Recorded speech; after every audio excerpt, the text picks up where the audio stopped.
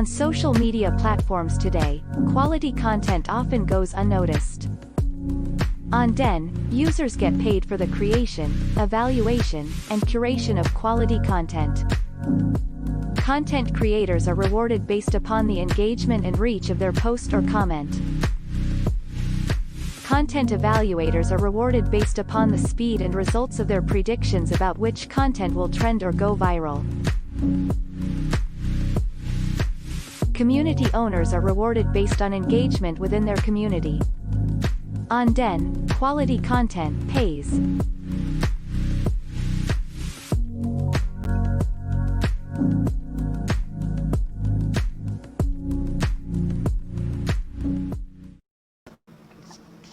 Hello everybody, welcome to Super Happy Dragon Lucky episode X40, the 65th episode.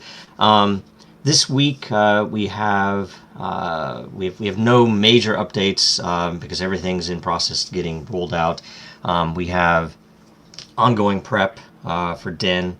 It's moving out really quickly. Mobile's coming. We're actually getting updates in the beta group, and then the tokens, of course, and we're still doing some contract testing and things like this. So all of that, we'll have numbers and dates coming hopefully really soon. First up, we have FOMO Hunt. Number go up. Number go up. So much about FOMO Hunt. This week again, we're going to do Bitcoin because Bitcoin's been exciting lately. Last week, number go up, and the analyst forecast for this coming week, even though it's been a little volatile, number go up.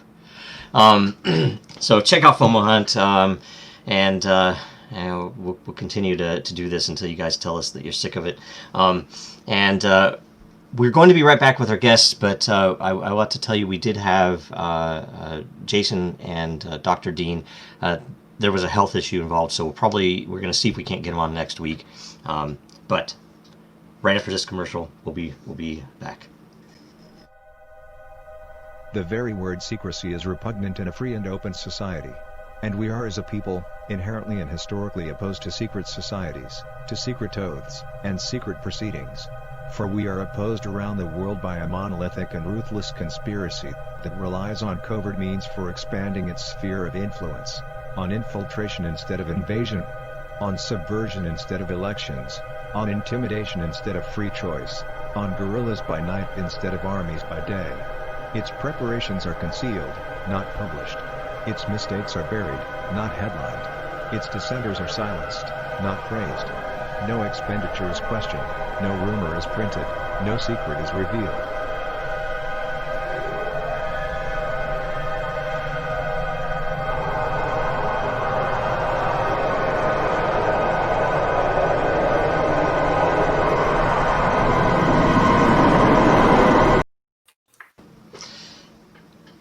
Welcome to the show, Dave.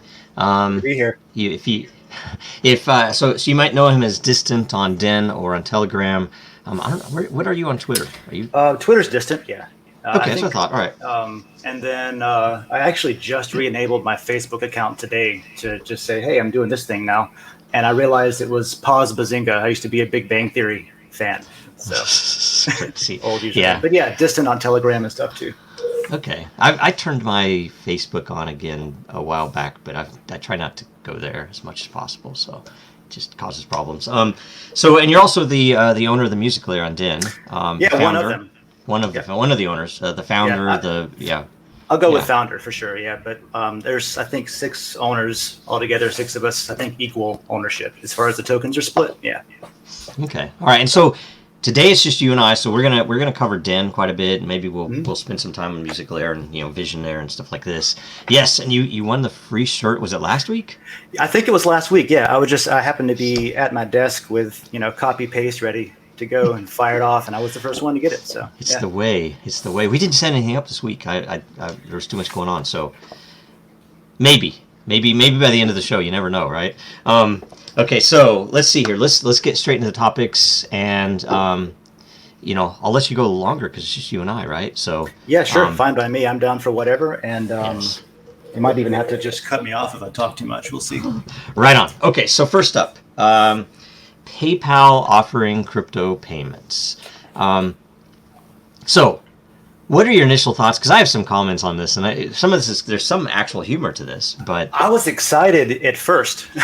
I was like stoked about it, and I heard about it whenever I think it was Cash App published how much money they were making on Bitcoin, and I think PayPal had to kind of do something to support it and to get into that market because they were like, oh my God, we're not going to be able to compete. And so, yeah, good thing. But now I'm looking at it, and from what I've read, it does look like you're going to be able to purchase and hold crypto in the wallet, but it does not look like you're going to be able to spend it or even withdraw or send it as the token. In other words, if you pay for something, like PayPal has 1 million merchants integrated already, great. eBay, cool, I can spend crypto on eBay. But kind of, like in the same way that I spend Bitcoin on my Cash App debit card, I sell it, and then I spend the cash that's in my Cash App to buy the thing at the, at Home Depot, like this weekend I did. So it's nothing really like exciting like it would be if PayPal went all in and said, you know what, we're going to do this. We're going to support this new technology, and we're going to allow you to even pay directly in Bitcoin. That was the part that got me, was like, you're not even going to allow you to pay. If a site says, hey, we accept Bitcoin, I'm still going to have to go through your PayPal thing. So, yeah, that's my take, my read on it. And same here. If they would have, even, you think about it, even if they would have integrated into their merchant tools, because, okay, I'm going to accept Bitcoin, so I throw the snippet on my website, and now I could, through PayPal, something I'm already doing maybe, right? And it would actually be an interesting flip, because when Coinbase did that, back in the day, they would allow a merchant. In fact, it was crazy. I was recommending people on Reddit even that they should probably go through Coinbase when they wanted a merchant account and startup stuff, because the first $1 million there were no fees. There were zero fees. And you could actually either take the Bitcoin or you could immediately convert it to dollar. Now, that was all pretty brilliant for anybody that didn't want fees on a merchant account. And yet I was lambasted by it. But it would have been the flip side now, because I think a lot of merchants might want to accept Bitcoin and just hold it, right? It's like, well... I think once you figure out, like if you're accepting Bitcoin because there's a demand for it as a merchant, you're probably not going to care to hold it. Right. Like, I'm seeing people want to pay with this new thing. It's like, when people had cell phones with Apple Pay on it or something. And it's like, I guess I'll put an Apple Pay thing so that people can spend it here. Yeah. If you are interested enough to get into it and figure out what Bitcoin is, well, then you're going down a rabbit hole. And you're probably going to change how you have your business set up to accept it, so you can just hang on to it. Yeah. But that's down the road. We're still so early in all of this, which is cool. Yeah.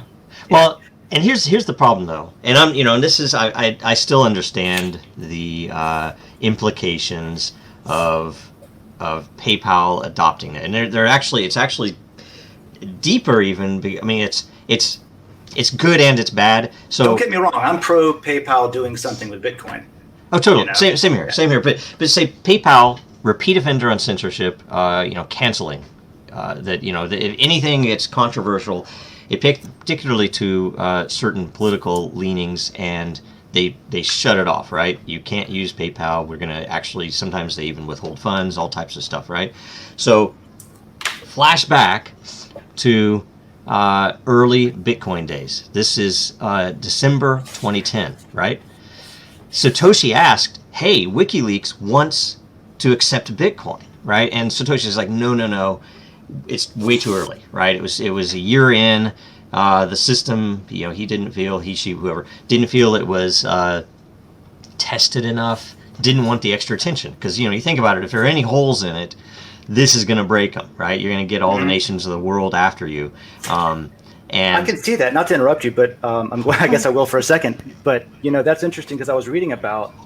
I was reading about Bitcoin, I guess, but it's interesting in that time.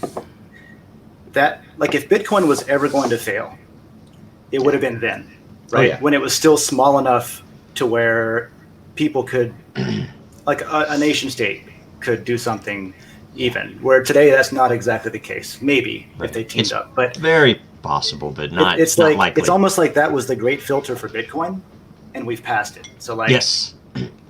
yeah. Well, it was the that makes first. sense. I think it was the first great filter. I think the Okay. second great filter was the banks. The third great filter, and this is crypto in general, was the VCs.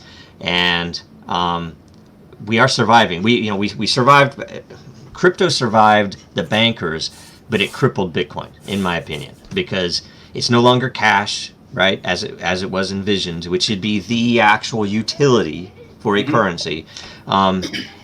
Instead, it became a digital gold by want, I guess, and they high fees and whatever are considered a positive, supposedly. Well, so look at this other half of this. So what caused this WikiLeaks conversation? And you look at why WikiLeaks was considering. Well, they were cut off. Their funding was cut off. Yeah, by Visa, I think. Initially. Here, flip us over. Flip us over, Blake. Oh, it's the second. Oh, sorry. Is it not? Do you not have the link up? The next link in prep was. Joe, if you're going to pull a rabbit out of a hat, you got to have it. I know. We had some changes before the show. Yeah, it's okay. Yes, but no, wasn't it like? I remember Visa not accepting. Other than the ads, payments for them and things like that. Oh, was it PayPal? Okay. Yeah, that's the most hilarious thing to me. So you basically have PayPal in the early days shut down. WikiLeaks and Bitcoin was the obvious. If it only were ready in time, this would have been Bitcoin's big introduction to the world, right? That's why I was excited. I was like, do it, let the chips fall, whatever. And then WikiLeaks does accept Bitcoin now, right? So it is the main purpose of Bitcoin back then was to fix problems like this, where the middleman says, nope, you can't pay that. It's like, but I want to pay them, and it's legal. It's like, nope, you can't do it. And so now, crypto Twitter is all ablaze about how beautiful this is that PayPal of all groups has adopted it, and they haven't even really. It's not even real adoption. I mean, like what you described, it is. Well, you see, 180s being done everywhere now this year. Yeah. Well, and you think about it, you have the stacking sats crowd saying, "Let's use PayPal." Who in that crowd of all the Bitcoin maximalists, and who else is there that would ever partake in this utility? Are any of them going to buy Bitcoin in order to put it on PayPal, let them hold it, and I'm going to make purchases with? No, that doesn't make sense. No, right? I don't think so. Initially, at first anyway, I had a similar thought about Cash App. I was thinking, great, that's great for people who don't know about Bitcoin. But I mean, I've got a full node and I've got a light wallet. People that know about the tech and are already using it, they're not going to run to Cash App. But today, I absolutely use Cash App for Bitcoin. They're one of the only exchanges I know of where I can purchase Bitcoin and then immediately transfer it to a cold wallet or to an exchange or whatever I want. They don't hold it for 10 days. Well, and their utility is that you can get it. It's a very simple way that everybody that tells me about Cash App, and by the way, they wouldn't enable my account for some reason. I don't know. Oh yeah. Maybe it's in Washington. I don't know why, but either way, that it's the easy way to buy Bitcoin, right? But you can still send it out, right? You can buy it and send it to yourself. Until Divvy comes along with their wallet. But for now, yes. Right, but that's the thing. We love Divvy. No, but that's the thing. Will you or would some random person who's like, oh, this Bitcoin thing, are they going to use this PayPal feature? It's like, no. So you mean buy Bitcoin on PayPal to use it to pay for something on PayPal when you could just pay for it directly? You're right. It seems like an unnecessary step. Yes, it's very weird. So anyway, not a big deal. It's good marketing though. And yeah, that's the main point. It's Justin Sun comes to the traditional world of finance. That one way or another, in the end, it is exposure. That's probably the only thing I can find. It's like I'm searching for something, that's good. And that's fine. It could literally just be a board meeting where they're like, well, do we hop on this or not? And it's like, well, what if we yes and no at the same time because we're not sure yet. Right. So maybe they're just putting their feelers out, sticking their toe in the water, see how it feels, whatever. And later on, they'll open up withdrawals and direct payments. Hopefully, that's all it is. Yep. Hopefully, nice. Hopefully, it'll be placed. As it is right now, there's no change. They keep control of everything, and in all the things that Bitcoin is useful for, they're removing from by handling it the way they are in their integration, the way they've apparently are handling it. Right. But, yeah. Right. Okay. Next up, we have Coinbase. New direction is censorship. Leaked audio reveals. Politics. We know censorship isn't good for crypto. What do you think causes some of these companies to fall to these obvious things that philosophically don't match up? I'm interested specifically on your opinion on this too, because I was reading over this and I've got mixed feelings about it. Because on one hand, there's a lot that I've read in that article that sounds like a company that is trying to keep their, they're talking about Slack a lot. They've got different Slack channels for different topics in the company. And from what I read, a lot of it was bleeding over into the official channels where you're supposed to be talking about work. You're supposed to be talking about, whatever. But where does that line, when your work is an economic revolution that is political by nature? I think what's happening is you have a company saying, oh, no, we got to keep politics. And like when I was in the Navy, it was always don't talk about politics or religion at work, that kind of thing. So there's that. And then that's up against people who need to talk about politics to do their job sometimes. And I don't work for Coinbase. I'm not on their Slack messages, and I don't know what was said by who.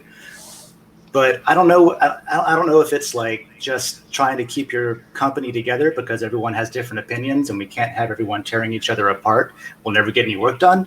Or if it really is an overreaching kind of, hey, we don't want you to say these things, or, you're going to get fired. And then at the same time, is that okay? Yeah. As a private company.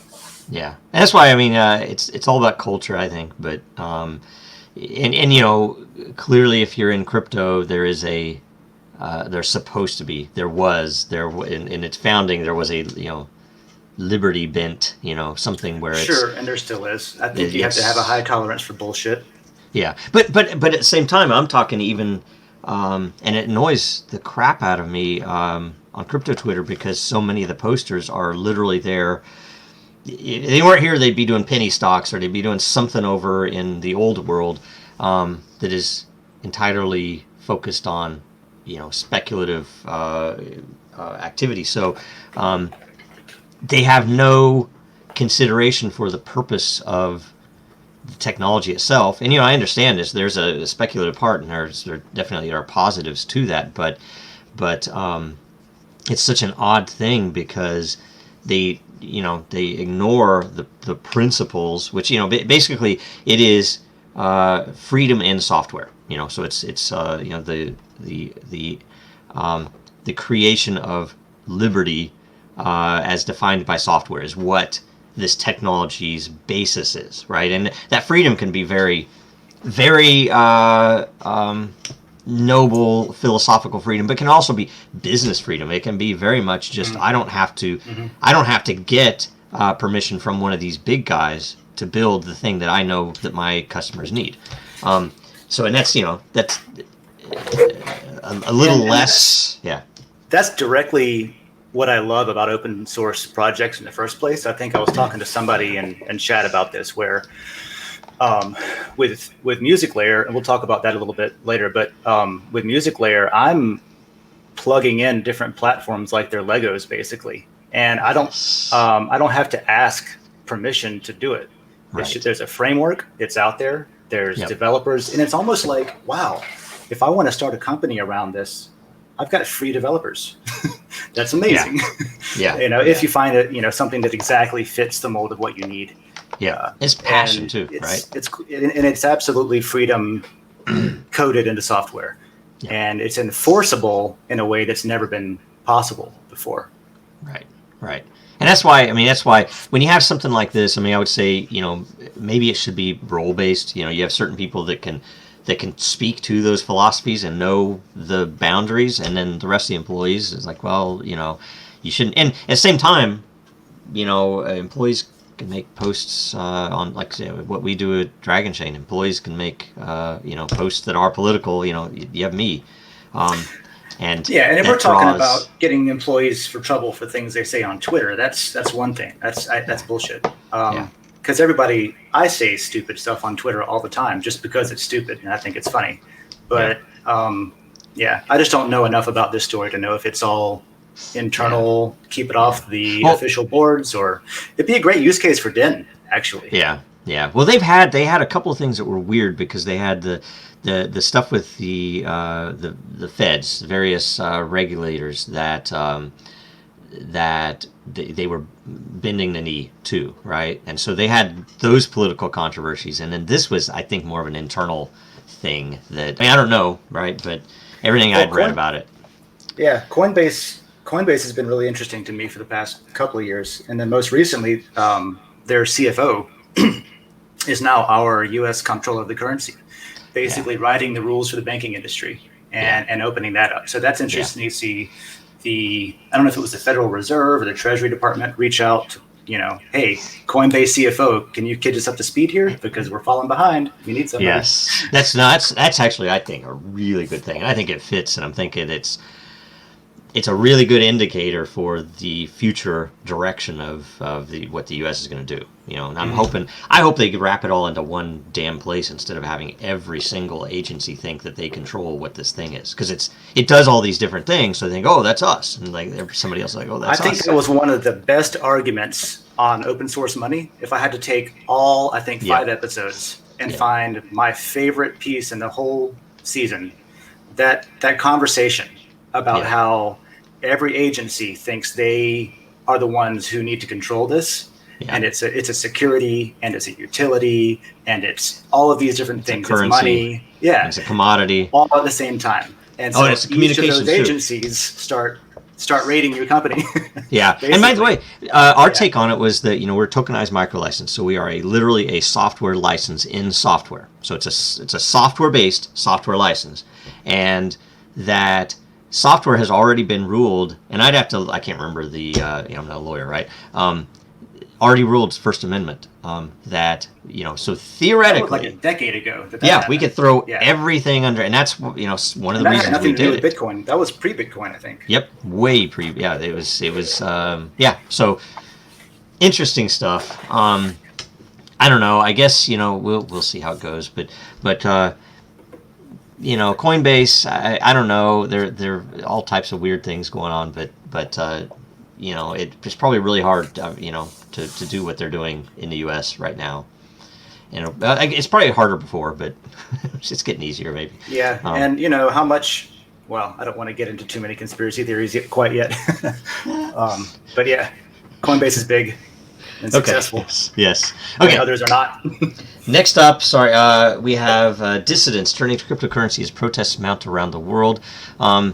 What does this bring up in the U.S. related to censorship and propaganda, right? And, this is obviously important. I could think immediately of Hong Kong. There are other places in the world as well that have, good use case and or need for these technologies, not even just on the currency side, and communication side as well. If you're getting shut down on Twitter, or you're getting shut down on Facebook, or you're getting shut down on any of the things that are happening in Asia, it's a big deal. And so what are your thoughts, like big picture on censorship? Censorship, propaganda. The funny thing is censorship and propaganda. It's heavy right now. Firefly fan, and I don't know if it was in the series Firefly or the movie Serenity. There was a guy called Mr. Universe or something. He had basically a whole planet, and he was listening to all the signals and everything that were out in the verse. And he said something like, "You can't stop the signal now." And that's how I feel about this: is you can't stop the signal. If you look at what happened in Egypt during the Arab Spring when they shut down the internet, you had ham radio operators creating ad hoc internet connections throughout the country just to get some kind of messaging system back up and running again. Yes. And so I think the more powerful and overbearing you become, the more people lose their appetite for it. And I got censored for the first time on Twitter last week, I think it was, for asking a question. I wasn't even promoting anything. There was something that an article that I found. I came across it on New York Post, and I was like, "Oh, this is weird." And I literally said something like in the tweet, it was just, hey, have you seen this shit? What do you think? Like, what is your opinion of this? And then the link. Yeah. And it was like it never happened. It wasn't, oh, this is suspicious, or oh, this is misinformation labeled. Like, you know, some of Trump's tweets gets labeled misinformation or questionable whatever sources. It wasn't even like, hey, take this with a grain of salt. It was, that never happened. There was no evidence of me ever tweeting. And I was like, that's okay. And it feels different when it happens to you.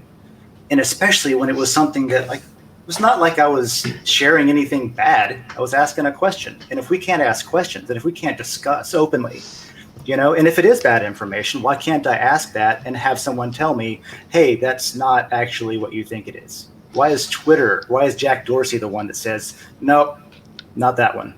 You know, and not to get, I don't want to keep going there, but yeah. Well, and it's not even, I mean, Jack is enabling it all, but it's some arbitrary decision of some person that just happens to, you know, be working there that day, and it gets it on their feed. Yeah, it's not Jack, it's somebody. Yeah, it's, you know. But I mean, no, he gets to be blamed. Yeah, well, totally. No, it's just the fact that it's intentional. It's not, you know, it's not.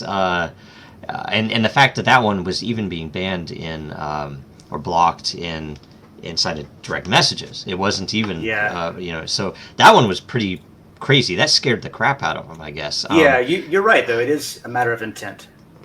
Like I think earlier I was telling you, I logged into Facebook for the first time in 2 years today, and I just was like, hey, I'm gonna go talk to Joe, check it out, and I shared it to a couple of groups, and then like immediately it was my account was locked out and I was blocked and hey, suspicious activity.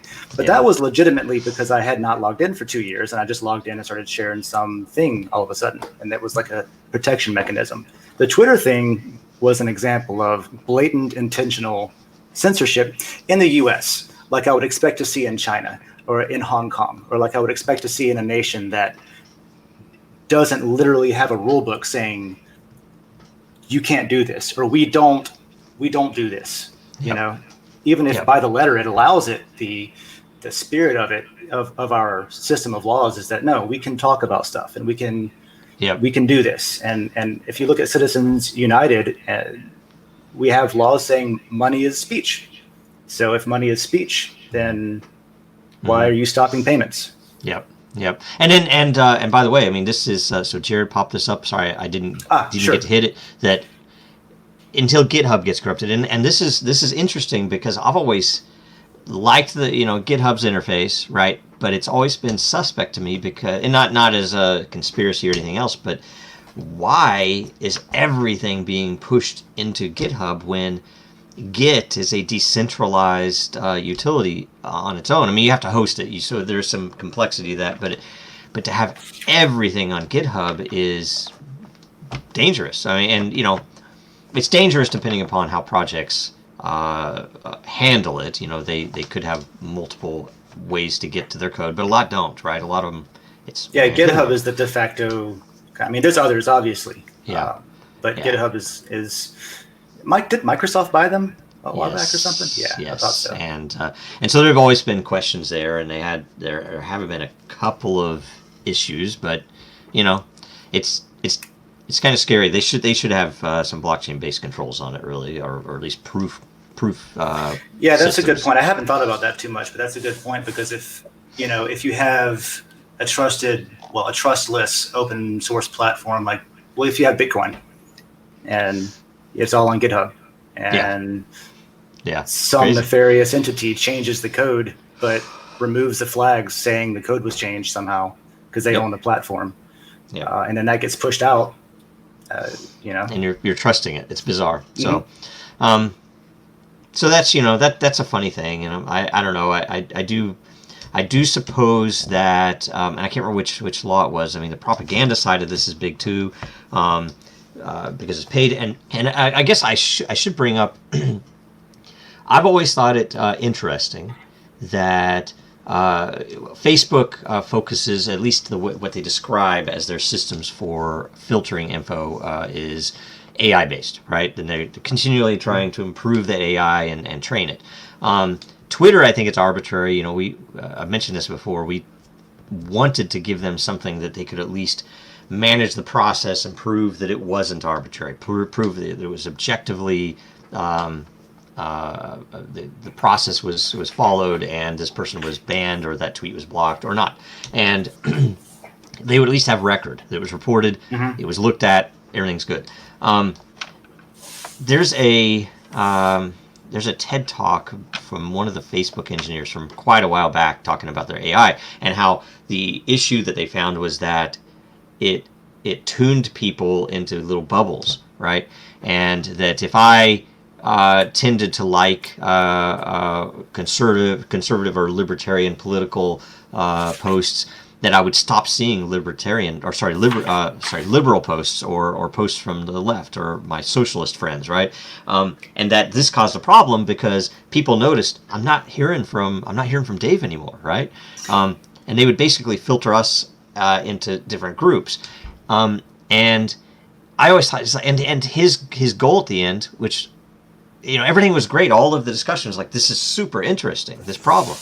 And his goal at the end was, we just need to improve this AI. And I'm like, dude, that's the issue, right? That they need a market, because if there's a market and you let people group themselves, right? That if I want to direct message Dave, right, I might not want to go into the same groups that you go into, but I want to talk to you, right? So yeah, I think Google Plus had circles, I think, in their social media platform. That's right. Yep. And it was a similar concept of that. It's like, no, you got a bunch of different friends in different groups. They don't necessarily all get along, but within those groups they do, kind of thing. Yeah. And I thought Google Plus was a better platform that came too late, unfortunately for them and their investors. But that's AI, you could point. Go ahead. Oh, go ahead. I was gonna say AI scares me a little bit for that kind of reason, because to me, computers and math is not political. Computers are not political, and AI so far is not really political, but it may become that way. And when artificial intelligence becomes political, because you have companies training them to do that, maybe if they don't even need to, but in the end, you come out with oops, AI is political now. That scares me a little bit. That's something I haven't thought about too much, but every time I do, I'm like, ugh. What's the name of the Microsoft bot that 4chan hacked?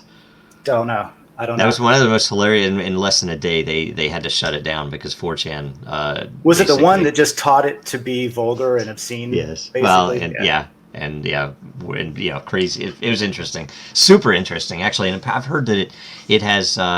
She don't know much about has that. come back alive. That they found a way to get back to the unfiltered version. I can't remember the name of it. Oh, it's okay. Short. It's not Cardano or something. No. It's like a 3-letter like female's name. I can't remember the name of it. But either way, it was interesting. Super interesting. I vaguely remember something about that. Man, and that's why Marketplace. Plus 1,000 points, Dave, for the Google Plus reference.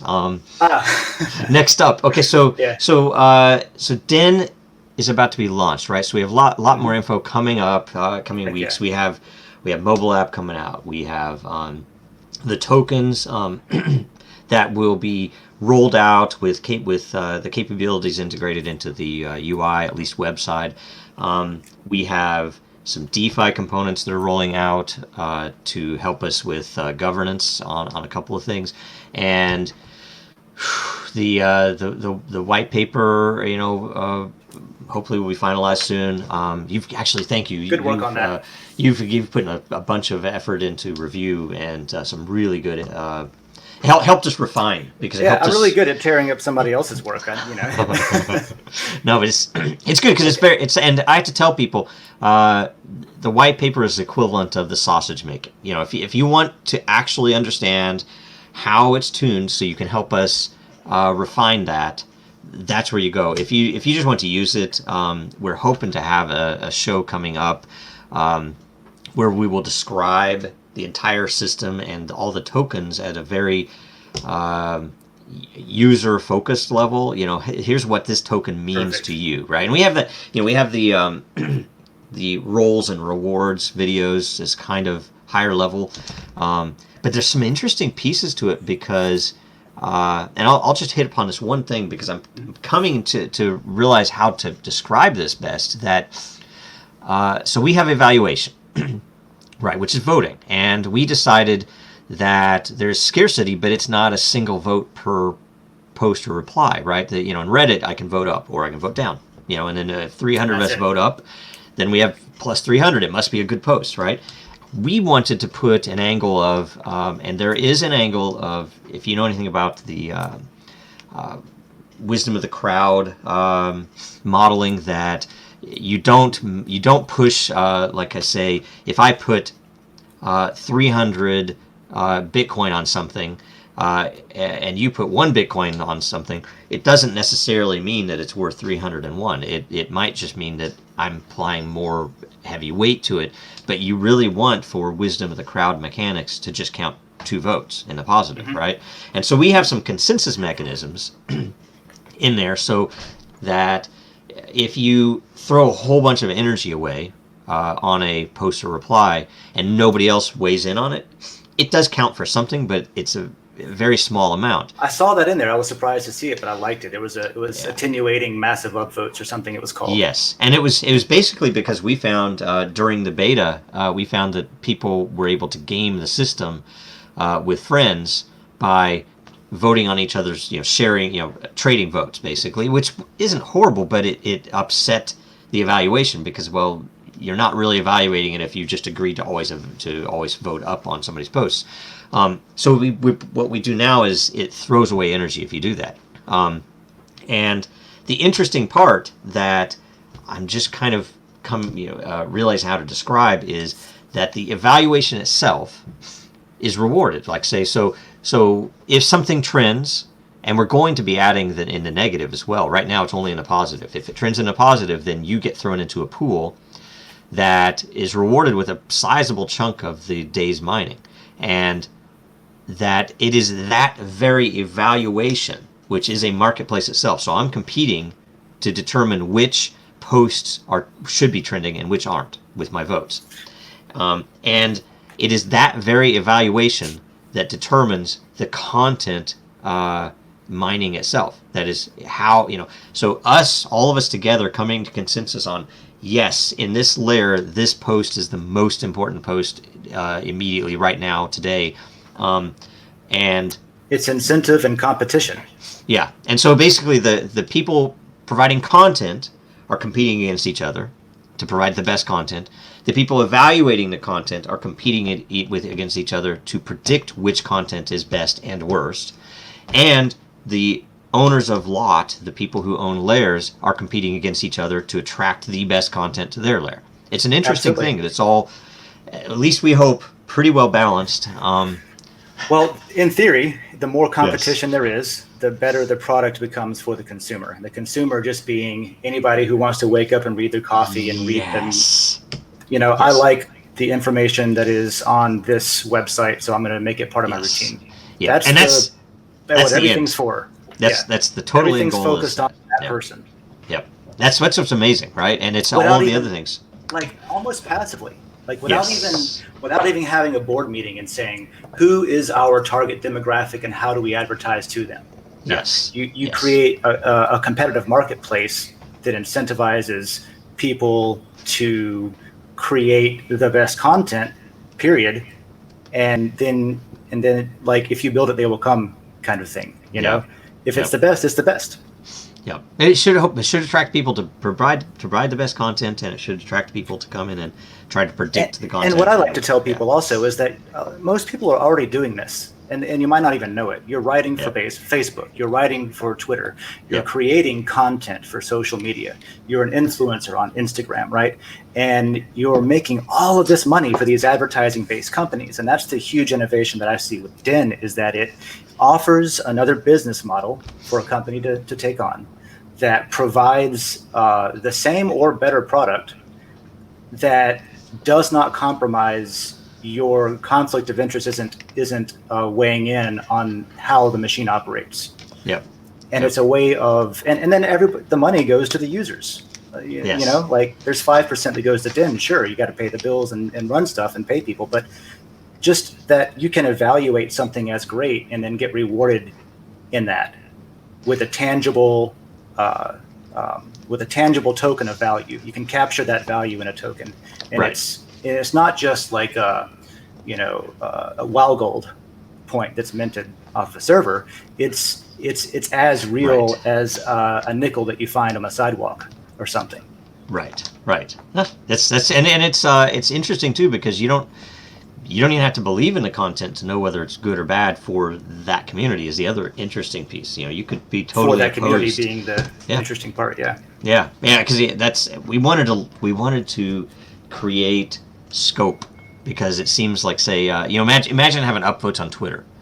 Which posts would be always top ranked? It would always be the most salacious, or the ones with the most followers, right? I mean, the ones that are already the most top ranked. Right. And so you have to have some scope to know, okay, yes, the Pepe is not necessarily the best content if I'm looking for this type of content, right? But if I'm looking for something funny, okay, right, it's some meme or whatever else, right? So, anyway. That's, how do you that was one of the problems I had with Twitter at first, was how do you find your community in the beginning? You tell somebody, oh, on crypto Twitter or on Bitcoin Twitter. It's like, okay, how do I go to crypto? Is there a crypto Twitter section? Like, what do you mean? No, it's like because you get put into these circles, you just end up there.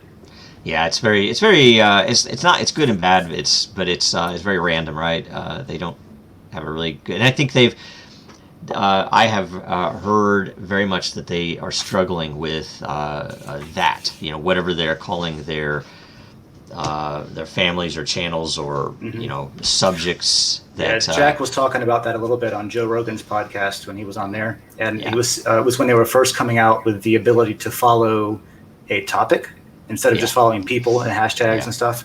It was like, oh, maybe it was following hashtags, but anyway, it was an attempt at trying to have some way for you to manually jump into a different conversation if you weren't naturally put there, but naturally by the algorithm. Now something, and this is an interesting feature. I did I'm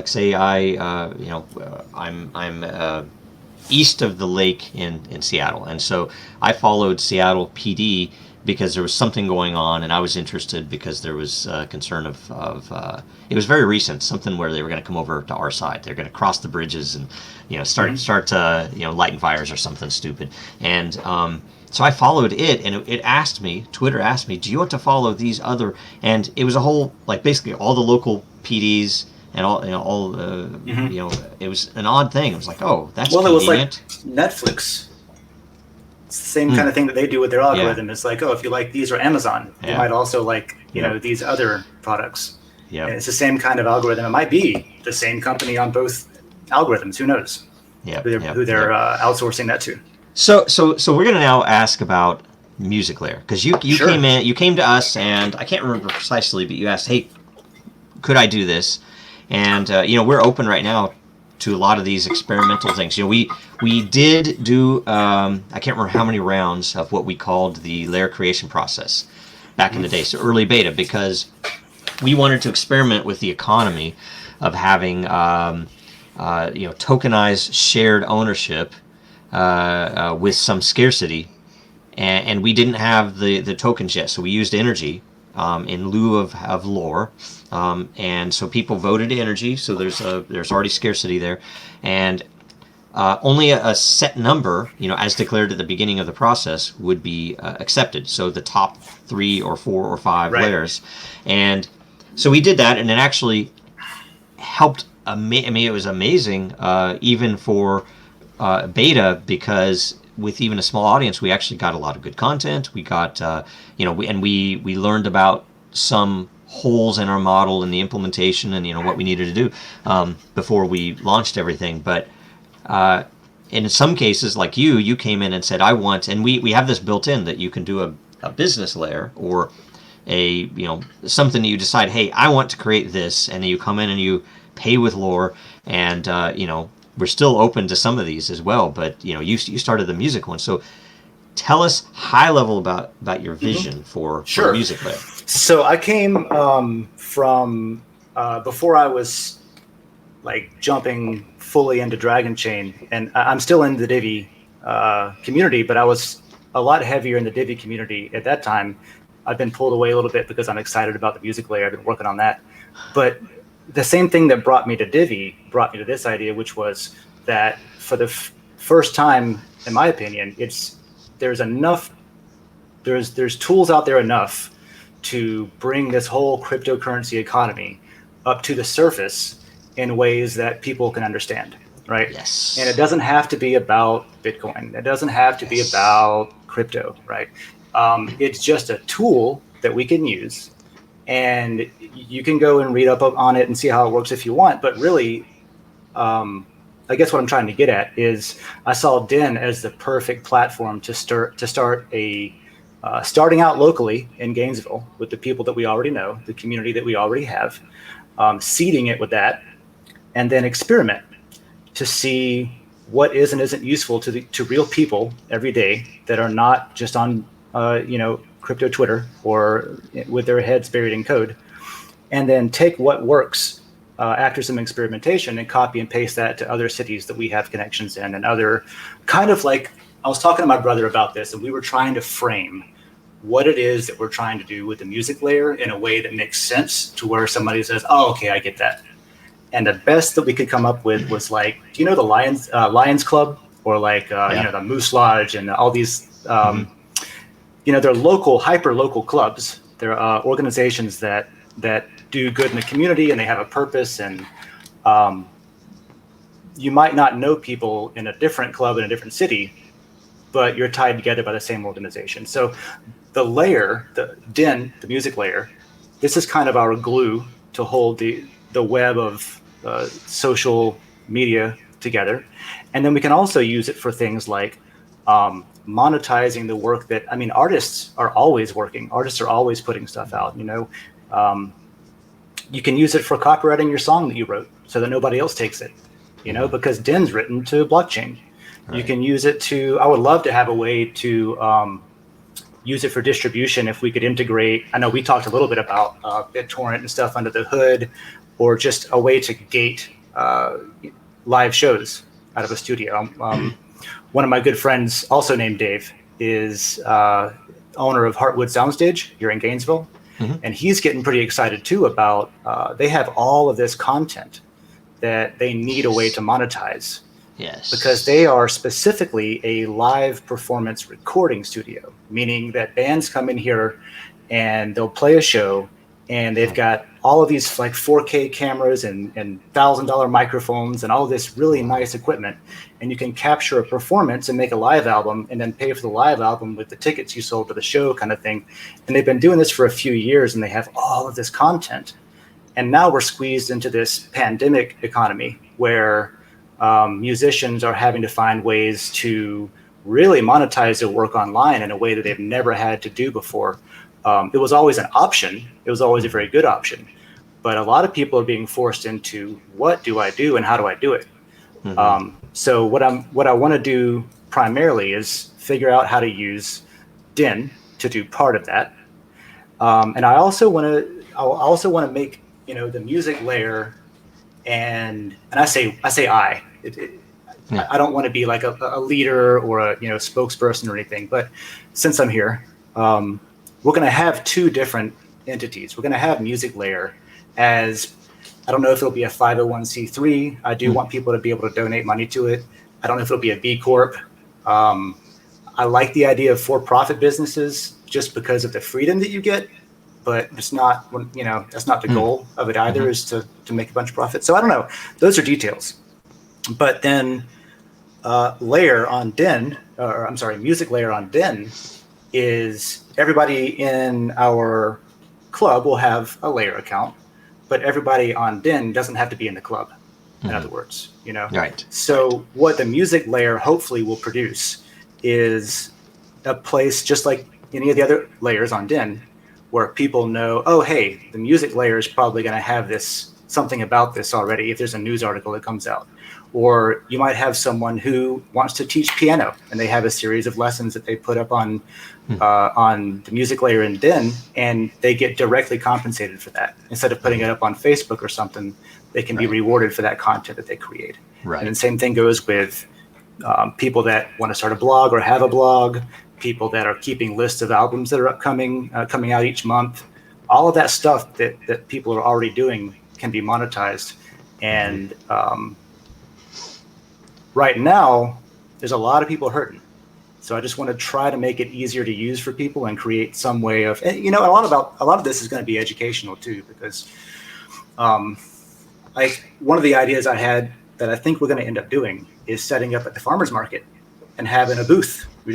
The music layer booth, you know, and we can sell DIN shirts and talk to people about what it is and why it's important, and you know, just something to do every Thursday to get the word out, recruit people, and kind of get opinions and feedback too, so that we can make this the best version of what everybody finds useful.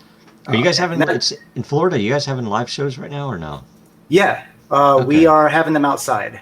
Okay. And some of them we're having at Heartwood again. Actually, Heartwood's been doing some live shows where it's inside, but there's no audience, and they just live stream it. Yeah. And that's one of the things that I really want to. Very soon, we're going to start experimenting with that on Layer. In fact, the studios. I was talking to Dave this morning, and he said that they had some unreleased footage that they want to play with, and they want to start putting stuff out on DIN first or exclusively to, you know, maybe trial and error, see how it's received, that kind of thing. But we're going to start very soon stepping into how can Music Layer help other businesses, and a band is a business in my opinion. So other businesses and bands and artists, how can we help them use DIN to be more successful in what they're already trying to do? Right. And I have a couple. So I've talked to you once about the event system. We might want to talk about that, integrating that, because there are a whole bunch of things you could do there. There's also, we can do torrents already in DIN, but there's a difficulty in setting. You have to know what you're doing, because you have to see. Yeah, I have them turned off right now in the layer. Yeah, and we have the ability. The actual vision for that is to actually pull aside rewards for people who are seeding, right? So, you know, if you are a fan, but it's so hard to describe. You know, someone like you, we could probably go in and say, okay, here's the intent. If they wanted to do it truly decentralized and truly, you know, in a way, they can monetize it but still own it, and they won't have the issue of, you know, YouTube or anyone else shutting them down for any reason. Right. And the other was I want to get library involved, or integrated. You know, right now you can plug in, you know, put your YouTube ID in there for the video, and it'll pull the YouTube video up. But I want to pull library. If you click the little plus button to the left in the little circle, a lot of people were having an issue with that because it looks grayed out. Yeah, so we need to change the UI on that. So, but either way, I think that's been done. So yeah. Okay. So, it's those are just a couple of things that, you know, we could do, and the other thing would be potentially, you know, if they had a big catalog, depending on how, you know, if they put them on library, if they put them in torrents, that they could potentially say, you know, here are a few, or, you know, that come out featured ones that people can watch, and maybe they don't get first access, right? But if you are a subscribing or paying member or someone who is seeding the videos, say, then you get access to the whole catalog, right? Where, or maybe that's when you get the 4K access or something, right? Right, and Heartwood Soundstage has a program similar to that right now that they call Friends of Heartwood. And these are people that understand the mission of what Heartwood is trying to do, and they want to help support them, so they pay, I think, a membership fee. But it gets, Dave and I have talked about, you know, what can that get you as a benefit? And one of those things was access to back catalog or exclusive access to interviews. You know, they have all these bands come in and they do little interviews on video with them that are never put out. Right. So I know that there's a catalog of like videos that have never been released that are interviews with like Grammy award-winning artists, because they just happened to play a show here and they were here with this one band and got an interview, and it went on, you know, on the hard drive, and then okay, next show. Right. So going back and getting permission to use things like this, and a lot of it they have permission already for, can help both the artist and the venue stay alive when we can't get together and party. Right. And that's one more piece too. You do have the lot, which I don't know how it's broken up right now or what the intent is. You have multiple owners though, right? And Yeah, we do. Because lot is not fully integrated until after we put all the contracts out. I think it's just a even share right now. So whatever that split up is, that's the other angle. You could potentially sell the lot or give the lot to artists who then have the rights to publish their own. You could turn off posts for anyone except for owners or things like that. There's a lot we could do there, and there's a lot that I've been thinking about. And it's every time you and I feel like we could go on for days and just talk about, well, if we did this, we could do that. Yeah, kind of deal. And you can experiment, so that's pretty cool. Okay. And I have been. Yeah. Very, very good. Okay. So, yeah, it's. I'm getting a lot of positive feedback on the music layer. We had a meeting. We're going to have another meeting, I think, next week, in person, and we're going to be. I think, even if we have to, let's just move on. But I'm going to be rolling out pretty soon. I won't say what, just because I have to finalize a couple of things yet. Right on. Okay. So next subject. We have 7 days left. Have you voted? Have you voted already? I did. I voted yesterday. Did you vote in the mail or? No, I voted in person yesterday. Yep. Were you concerned about mail vote? Yeah, I think so. Yeah. Even one of my neighbors, he voted by mail, but he went and dropped it off in person at the drop off. So even people that are voting by mail are kind of like, well, I can put it in the mail or I can drive up there and drop it off. Right. Yeah. Wow. It's just how many postmen do you trust? So he went he went straight there, like as if he was voting in person. He just skipped the line by dropping it in the box. So yeah, the mail may or may not be compromised. Yeah. So since there's a question about it, then there's a little bit of a concern. And we're always telling you, like, we're in crypto, so it's always this weird thing. It's like, come on, you can't really trust, to get something, in those cases where it's most important, right?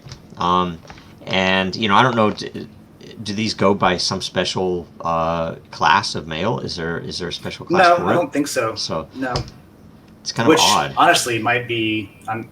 Maybe that would be worse if it got flagged. It might be. Ballot. It might be, but I don't know. It's if they just had, I don't know, modern systems. I don't know. I worry about it. We have everything here is mail. What's possible, and we can say, why don't they just do this? Yeah. But unfortunately, it takes so long for the entire world to, it's a big ship to steer. Yeah, one of the groups we were in, that was one of the things from the government. What can we do with blockchain today? And I was like, well, voting, taxes, the whole list is like, all of which is like, oh, that's way too difficult. You don't understand. And I understand there's a huge political side to that, but man, is now not the time to at least consider it. I would love to be able to pay my taxes and then see where the money went. Yes. Just like follow the money that I'm paying you and see what programs it ended up in. Because you can give me a pie chart that says you spent it on this or whatever.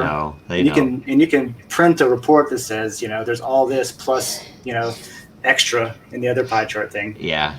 The issues, they need fudge room. They need to be able to say, because if you saw a pie chart, they want to be able to show you, yes, there is a slice for hidden programs, the hammers and the toilet seats, but they can't. I used to work on some of those hidden programs. Yes, they can't tell you how big of a slice that is. That's their problem, or at least they don't want to. So because my perfect system is that you split, you delegate votes, so you might have representatives, and there are a couple systems out there non-blockchain that do that. I can't remember the name of them. There's some interesting things from pre-blockchain that. If you use them, I would split the vote and the funding. That is, look, I'm paying taxes, and I will vote for that war, but I'm not going to pay for it. So it doesn't happen, right? That it has to both be approved by the voters and funded by the taxpayers, right? Those would be the two angles that you would reduce a lot of the war in the world and a lot of the stupidity. The last person that I talked about as far as solutions to end the wars and everything, he was bringing up the concept of bringing the draft back as a way to His argument was this. I don't think I agree with him. But his argument was that if we had a draft, then politicians would be less reluctant to go to war because maybe their own families could be drafted. Whereas That's so unlikely. But then at the same time, it's like, okay, but they're just going to go pushing pencils instead of going to the combat zone. They're going to technically, it's still going to happen. You're still going to have people avoiding it. No, that's like a symptom. They should literally go for the actual point of it is, I don't want my tax money to go to that. I want it to go to this, right? That it actually helps my community or family, right? That's what your business. And I'm for paying taxes, but I don't want to pay taxes because I disagree with what it's being used for. Yeah. I'm totally down to be taxed if we can. I don't know. Yeah. Yep. Well. Okay, so here's the question. And now we're going to see what happens. How many hours, days, or months after November 3 do you expect the consensus to be in? To be called? Yeah. I think that probably depends on. I think that if it's a close race, we could be here for months. Yeah. It's so weird. Maybe not months. That's a long time, but. It's everybody on the left that I've talked to has said it has to be a landslide victory or Trump's not going to accept it. Right? I think it has to be. I will tell you, it better be a landslide victory for Trump, or else it will be fraudulently stolen. So that's the so real you issue. You have both sides saying if it's not a landslide, we're not going to accept it. Like no one's blatantly saying that, but people are kind of saying that. I don't think it's that because I said the opposite of that. Yeah, I said if Trump's only hope to avoid another 3 or 4 years of hell is to have a landslide. I see. Because otherwise, there's so many fake votes in Philadelphia and in Broward County in Florida and certain places in California that Broward was a problem. Always is. I don't want to go off on Florida, man. Come on, Florida. I live in Florida, and I've always, I grew up here. I was born here. I don't really want to go off on the voting and that being compromised and fake votes. There's so many things to talk about that because back to paper trails and voting machines. Yep, and it's solvable. Security around those. You do need good identity. You do need good rules. Voting is solvable. Voting is solvable with things like blockchain and with things like Dragon Factor, or. That's our plan. That's why it's like if we built the systems that could be used to create that it was a success. That was why we wanted to create Factor. That's why we, of course, wanted the platform. That all of these things, that's one of the hardest problems to solve, and because there are multiple angles, because you have the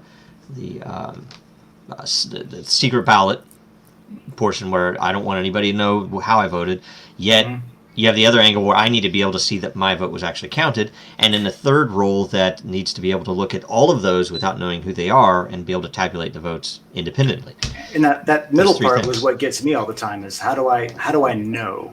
Like I know I went there and voted, and I know that the little machine beeped when I put the card in, but how do I know? Yeah, right now, even with paper votes, which are supposedly the most reliable system, paper itself, because it's, you can actually go and review. It's still not transparent because no person can actually go in and view them all, right? Right. That's the one piece that blockchain really solves, and yet for blockchain to work, you have to have a decentralized identity to plug in to have the secret ballots. I can go on Uniswap right now, and I can connect my MetaMask wallet, and I have my private keys, so it'll show me all of the transactions, and I provide a little bit of liquidity to Dragonchain too on there, to Dragon tokens, and so I can see every time someone trades on Uniswap, I can see how much of that trading fee I got specifically, when it happened, all the information around it, and it's so freaking easy, right? And if we can do that on Uniswap, then we can do that with verifying that my vote was tabulated a certain way. Yep. So we have the technology, and it is possible. And it's even possible at a kiosk. You could have grandma walk in, still vote with a kiosk, yet print their receipt and know, okay, my vote was. She can go look at that receipt anytime in the future, before or after the election. No, my vote is there. It is counted. And in Washington State, everything's mail-in, right? I still take it to the box because I don't trust them. And yet you get this little thing that says, oh, you can prove that your vote was tabulated, but you can't prove which way it was tabulated, right? Because your name's tied to it. Yeah. So otherwise, how do I know that they actually? It's silly. Well, that was the hanging Chad thing in Florida, right? Years and years ago was where like they were like, oh, if it didn't punch out all the way. That's a bad example, but there's always problems. But they even if you said it was any of that wasn't intentional, the Supreme Court had a rule that they couldn't, if I remember correctly, that they could not frame of the intent of the vote. Right. And that's I don't like to talk about. So whether or not the intent was there, the problem exists. And that's where I am on it. It's like I don't want to get caught up trying to trudge through the mud of convincing someone that I'm right about the intent of a certain thing that's broken. The fact is, it's broken. Right. So let's fix that. Yep. Very, very true. Okay. Next, and maybe last. Grayscale releases the Bitcoin investor study. Right. So I didn't participate in this study. Right, I didn't fill out I don't know if you did, but either way, more than half of U.S. investors are interested in Bitcoin. Grayscale study finds. Mm-hmm. Yeah, I saw that this morning. I mean, I think it's cool. I mean, number go up. Yes, yeah, and that's basically this whole thing. Yeah, directly to the point of people are interested. Yeah, of market value. This is interesting because if it's a really a good sampling, right? That's pretty amazing if more than half is, because I've been waiting for that for a while, because I think I don't understand how in the world that a really, really rich person wouldn't get all of the benefits of just... That's what I keep going back to. I was like, one of these days, somebody that's got a ton of money is going to go ape shit the way that I did whenever I learned about Bitcoin. Mm-hmm. Or an organization or a bank or something. But I guess they did this last year too. And so they're saying that last year, the total number of Bitcoin investors in the US was 11 million people. I'm sorry, it was 21 million people. And it's 32 million now. So 11 million more from last year. And it says that 63% of the people they asked about it in this survey said that the COVID-19 pandemic is what pushed them over the fence on investing or wanting to invest in Bitcoin. Mm-hmm. I think a lot of people, this has been an event that is going to change the way the world, change how it is to live here forever. Yeah. It's normal. It's like, I was telling someone recently about how I think that Bitcoin is going to do to banks what the internet did to libraries in a way. Where they're still going to exist, but it's not going to be in the capacity that it once was, as the center of everything. Right. For information or from financial services and that kind of thing. Yeah, very true. Well, and it is interesting that I think the next leg up might be another angle, because how do I say, right now. If you just came into it in the past year, you'll see the volatility, and you say, "Oh, well, it was at 20,000. It was at 6, and now it's at or maybe 3, and now it's at 10. It's never going to hit all-time high, or if it does, that's kind of where we're looking, right? That nobody knows if it's going to go to 250, right? Nobody knows if it's going to go to 1 million, but I'm betting on it. Well, the upside is just so much higher than the downside, Right. And I was reading, somebody who does crypto trading on Twitter, which I don't, but I read up on it, what everybody else thinks. And he was saying that there was a 14,000, there was resistance at 14K, and then there was resistance at 20K, previous all-time high. But that was that's all the resistance levels that were left that he could see in the market. Yeah.